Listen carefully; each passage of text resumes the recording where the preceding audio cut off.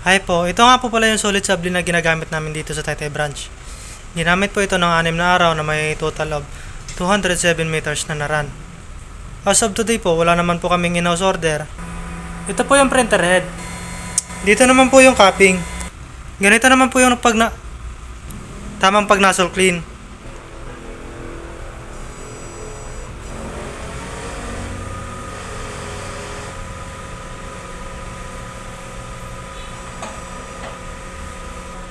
Pagkatapos po nozzle clean, punasan natin yung wiper.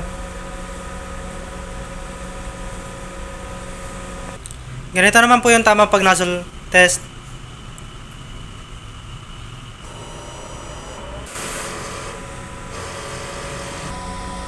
Yan po, okay naman po yung kulay.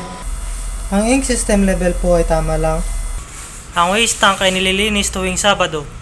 Dito naman po yung ground wire, AVR.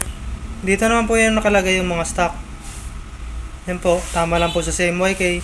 Dito naman po nakalagay yung in-use supplies. Dito naman po yung production log.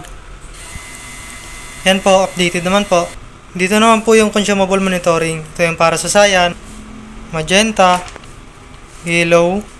At dito naman po yung para sa sable paper. Dito naman po yung daily checklist. Yan po, updated naman po. Yan lang po, marami pong salamat.